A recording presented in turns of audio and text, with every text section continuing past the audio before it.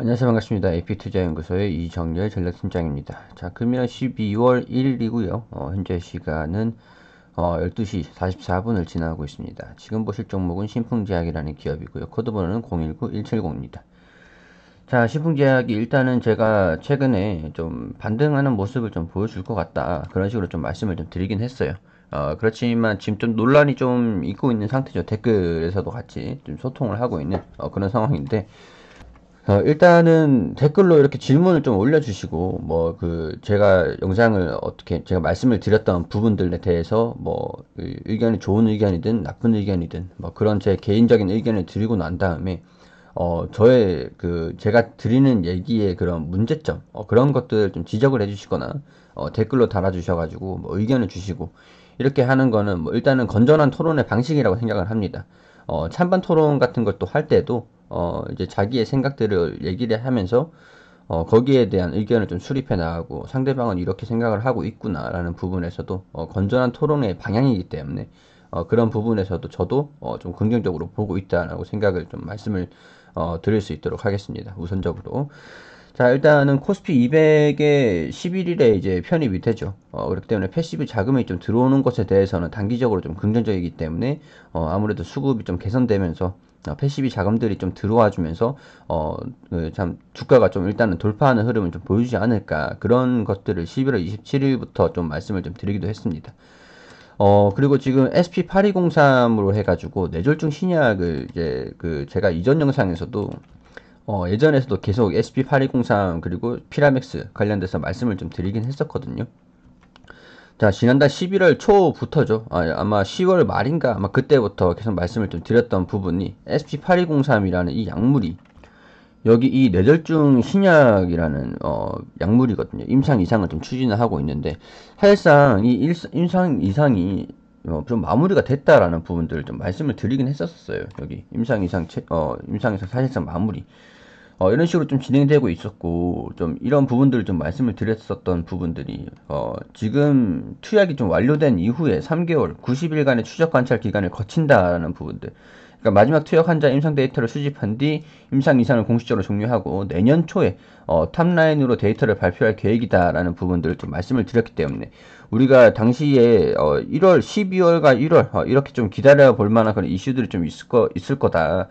그렇게 좀 말씀을 좀 드리긴 했어요. 우리 10월 22일부터니까 10월 말부터 제가 이 기사를 통해서 SP8203 뇌졸중 신약에 대해서 계속 말씀을 좀 드렸죠.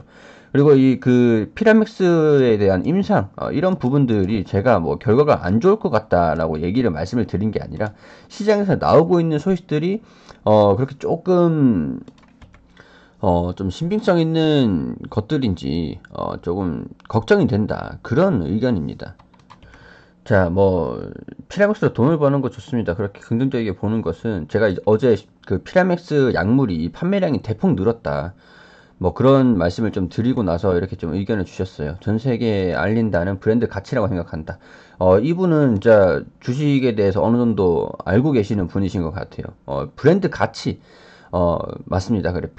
피라맥스에 관련돼가지고 판매량이 증가가 됐다라고 하는 것들은 아무래도 나중에라도 이 판매량이 유지가 된다라고 한다면 이 브랜드에 대한 가치가 신뢰성이 유지가 되겠죠. 근데 반대로 피라맥스를 지금 섭취를 하고 말라리아 치료제로 섭취를 하고 이렇게 되는 것 같으면 좋겠는데 코로나 우리 치료제라고 해서 예방을 하기 위해서 섭취를 한다라는 그런 소식들이 좀 간간히 나와줬거든요. 그러니까 만약에 치료제의 효과가 없다라고 한다라면 그게 걱정이 되는 거죠. 제 생각으로는 그런 부분이 좀 걱정이 된다라고 말씀을 좀 드리는 겁니다. 자, 이렇게 브랜드 가치가 올라가는 그런 경우라면은 충분히 환영을 할 수 있는 그런 부분이라고 할 수가 있겠죠. 자, 그리고 이렇게 건성이라 느끼셨다면 죄송합니다. 피라미스 임상 결과를 기다리고 있는 팩트, 신빙성 없다고 하는데 참 신풍 안티 같다.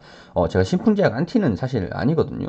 사실 저는 신풍제약 안티도 아니고 찬티도 아니고 객관적으로 이런 내용들이 좀 있으니까 우리가 임상이 제가 안 좋게 나올 거다라고 말씀을 드렸던 게 아니죠. 그러니까, 임상이 좋게 나오고, 그렇게 긍정적인 뉴스들이 우리 지금 피라맥스에 대한 부분에서 좀 임상을 좀 기다리고 있는 부분이 맞습니다. 이게 기대 요인이라고 하는 건데, 임상을 좀 기다리고 있다 긴급 사용 승인이 나와가지고 치료제로서, 우리 치료제로서 이런 기대 요인이잖아요. 기대 요인. 기대 요인이다. 근데 이 기대 요인이 빠지게 되면은 결과가 나오지 않았을 때, 결과가 나오지 않았을 때 기대 요인이 빠지게 되고, 그러니까 자사주를 또 처분하게 되고, 뭐 그렇게 진행이 됐었잖아요. 그렇기 때문에 이 기대 요인이 다시 올라가면은 투자 심리가 개선이 되면서 좀 주가가 급등을 할 수도 있다라는 부분들. 근데 이 기대 요인에서 시장이 얘기하는 이 피라맥스라는 치료제 임상에 대한 결과가 좋게 나올지 나쁘게 나올지 그건 저도 모릅니다. 모르는데 대신에 이 클로로킨이라고 화학 구조가 유사하다고 한다면, 제가 뭐 의학적인 전문적인 그런 뭐 의학적으로 지식이 좀 있는 건 아니지만 화학 구조가 유사하다고 하는데 클로로킨이 그 효과가 없다라고 하면은 임상에 대한 그런 결과가 좀 긍정적으로 잘 나올 것인가, 그런 부분들이 걱정이 된다라고, 잘 나올 수도 있겠지만 걱정이 된다, 그런 요인들, 그런 부분들을 우리가 알고 있자 그렇게 좀 말씀을 드렸던 부분이니까 안티가 아니라는 점. 그리고 주가가 결국엔 최근에는 좀 반등이 나올 수도 있다라는 부분들을 말씀을 좀 드리기도 했었죠.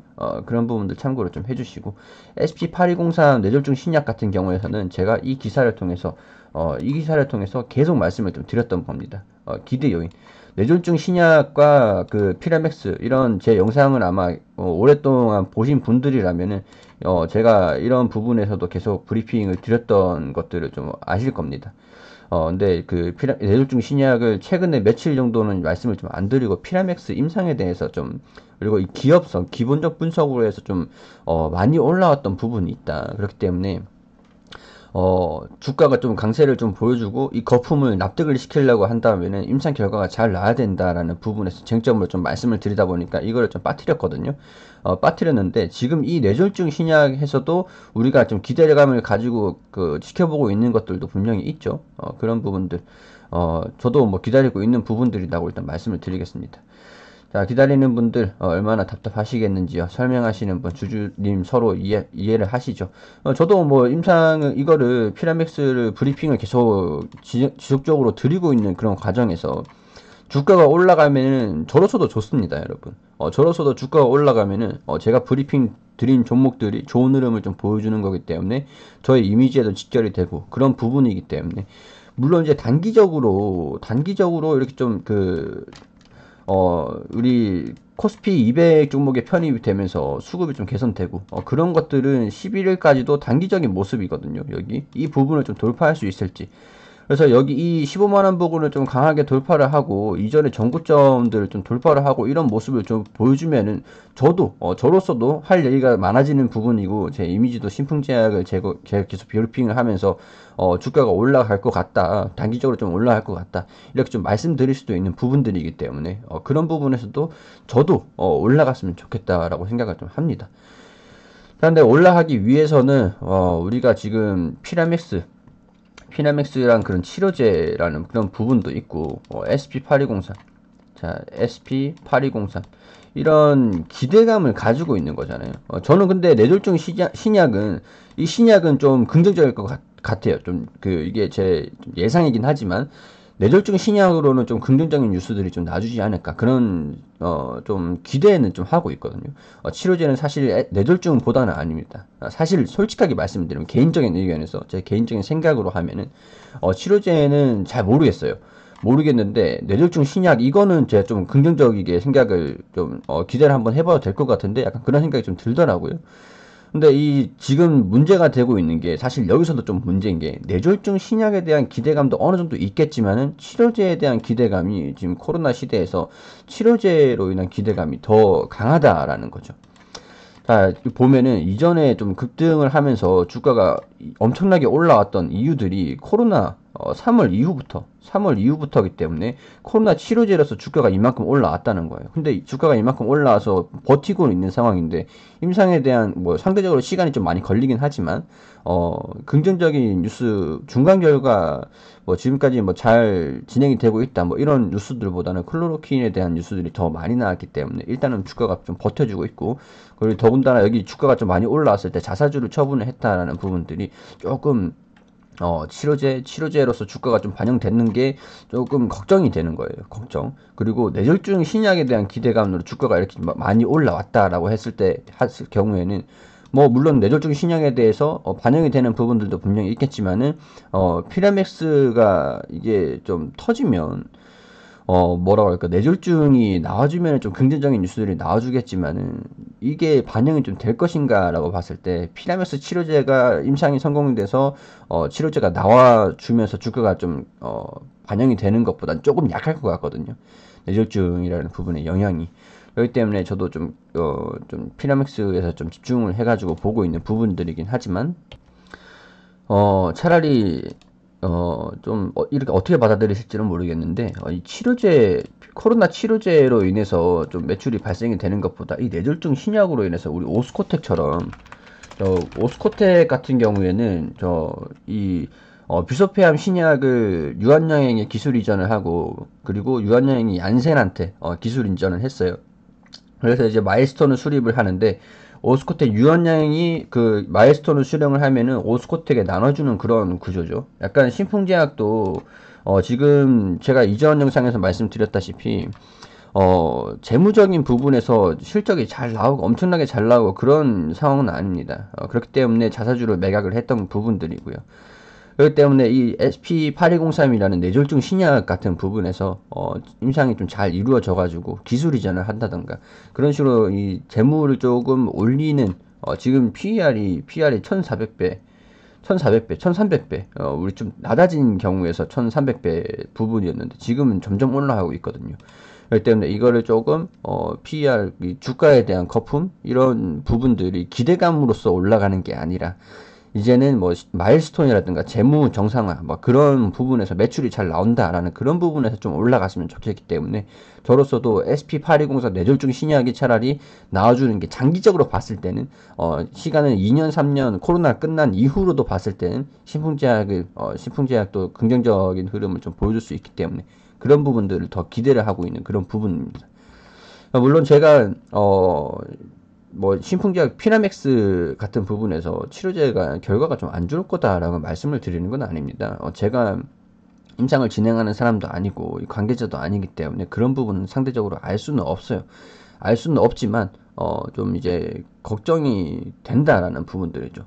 그 바이오 종목들을 좀 많이 봐온 입장에서 이게 끝까지 전고점을 돌파를 하면서 올라가기 위해서는 뭔가가 필요한데, 피라맥스에 대한 그런 임상 결과가 좀 안 좋았다라고 했을 때 주가 하락 흐름이 나올 수도 있기 때문에 그런 부분에서 우리는 알고는 있자, 좀 이제 감안은 하고 있자, 그런 의도로 경각심을 좀 말씀을 좀 드리기 위해서, 좋은 얘기도 할 수 있는 것처럼 좀 걱정이 된다라는 얘기도 할 수는 있는 부분들이잖아요. 주식은 리스크 싸움이기 때문에, 대응을 어떻게 하냐의 싸움이기 때문에, 리스크 관리 그런 부분에서 그런 차원에서 드린 말씀드리기 때문에 그런 그 정도까지 참고용으로 그렇게 좀 판단을 하시는데 좀 도움이 되셨으면 좋겠다라는 생각이 좀 듭니다.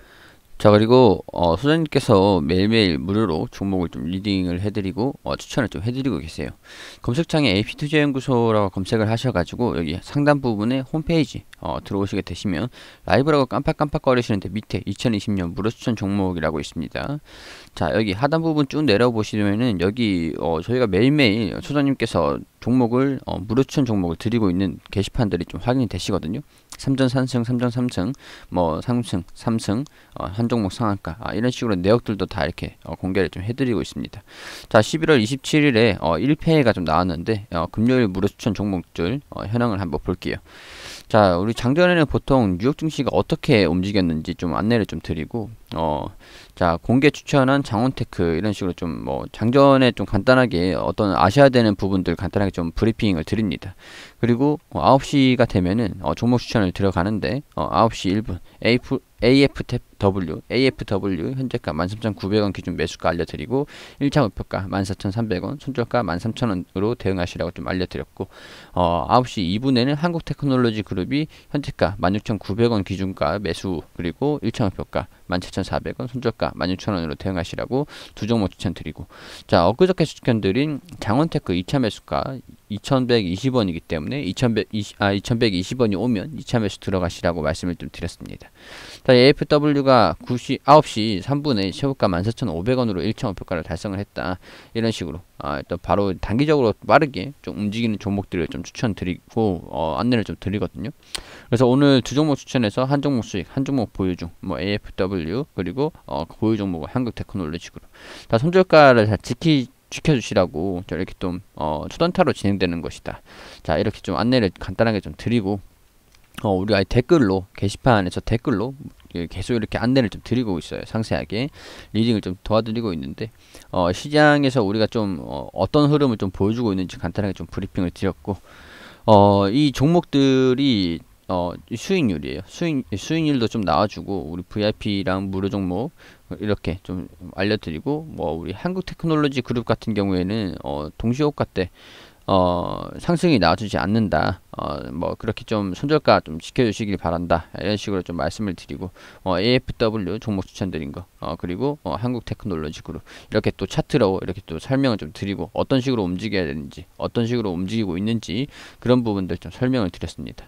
자, 이 지금 또 나와주고 있는 것들이 우리 평균 수익률인데요. 이런 것들을 좀 참고하셔가지고 우리 도움이 필요하신 분들 좀 단기적으로 손실을 좀 많이 하고 싶다. 아니라면 단기적으로 좀 빠른 종목들을 매매하고 싶다라고 하시는 분들은 여기 홈페이지 오셔가지고 이런 부분들 종목 추천들 게시판을 활용해가지고 참고를 좀 도움을 좀 받으셨으면 좋겠다라는 그런 말씀 좀 드릴 수 있도록 하겠습니다.